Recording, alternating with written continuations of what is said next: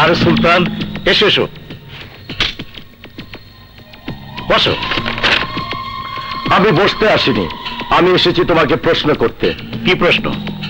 তুমি কমিশনার আর আমি ক্রাইম জগতের ডন সুলতান, সেই সুবাদে সবাই আমাকে সুলতান ভাই বলে ডাকে। তুমি আমার সাথে বসে মদ খাও, আনন্দ ফুর্তি করো, মাসে মাসে টাকার বান্ডেল নাও, আর তোমার ইন্সপেক্টর আগুন আমার লোকজনদেরকে মারধর করে আমার ছোট ভাইকে ধরে নিয়ে গেল কেন? এই কমিশনার, আমি কি টাকা কম দিই নাকি ফাটা ছেঁড়া নোট দিই? আমি যখন টাকা কম দিই না, ছেঁড়া নোট দিই না, তখন তোমার ইন্সপেক্টর আমার ইয়েতে আঙ্গুল দিল কেন? তোমার ইয়েতে আঙুল দেয়নি সুলতান, ওর নিজের ইয়েতেই আগুন দিয়েছে। কারণ ওর পেটে গুড়া কৃমি আছে। কৃমি যখন কামড় দেয় তখন সামনে যাকে পায় তাকে মারধর করে, অ্যারেস্ট করে। আল্লাহর কসম, আমি গুলি করে ওর পেট ফুটো করে দিব, তাহলে কৃমিও জন্ম নিবে না, কামড়ও দিবে না। না, তুমি কিছু করবে না, যা করার আমি করব। মনে রাখো, আমার নাম কিন্তু মীর জাফর। যে কেসে তোমার ভাইকে ধরে নিয়ে গেছে সেই কেসে আমি তাকে নির্দোষ প্রমাণ করে আদালত থেকে বের করে নিয়ে আসবো। তুমি শুধু আমার কথা মতো কাজ করবে।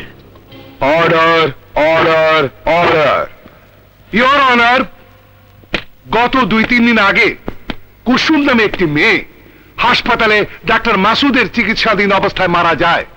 ইন্সপেক্টর আগুন এই মৃত্যুকে কেন্দ্র করে আমার মক্কেল ডেনিকে গ্রেপ্তার করে। আপনার অনুমতি পেলে আমি ডাক্তার মাসুদকে এই ব্যাপারে কিছু জিজ্ঞাসাবাদ করতে চাই। অনুমতি দেয়া হলো।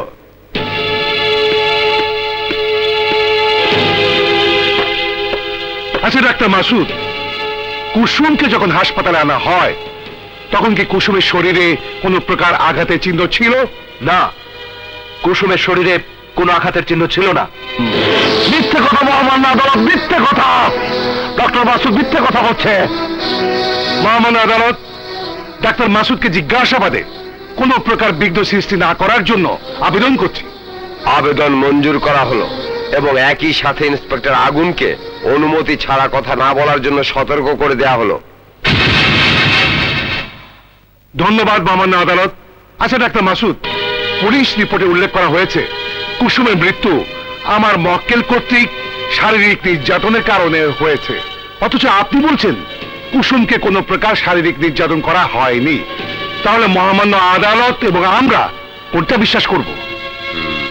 আমি মনে করি ডাক্তারের রিপোর্টকে অমান্য করা বা অস্বীকার করার কোনো কারণ নেই। কারণ আমি ডাক্তার হিসেবে যা দেখেছি, পরীক্ষা করে যা পেয়েছি, সেই সত্যটাকেই পোস্টমর্টেম রিপোর্টে উল্লেখ করেছি। পুলিশ রিপোর্টে আরো বলা হয়েছে কুসুমের মৃত্যুর সময় কুসুম 7 মাসের অন্তঃসত্ত্বা ছিল। মোটেও না, কুসুমের অন্তঃসত্ত্বা জনিত কোনো সিমটম ডাক্তারি পরীক্ষাতে ধরা পড়েনি। সে নিজেও এমন কোনো কথা মৃত্যুর আগে আমাকে বলেনি, শুধু বলেছে তার এই মৃত্যুর জন্য সে নিজেই দায়ী। মহামান্য আদালত, আমার আর কিছুই বলার নেই। আমি শুধু আমার মক্কেলকে বেকসুর খালাস প্রদানের জন্য মহামান্য আদালতের কাছে আবেদন করছি।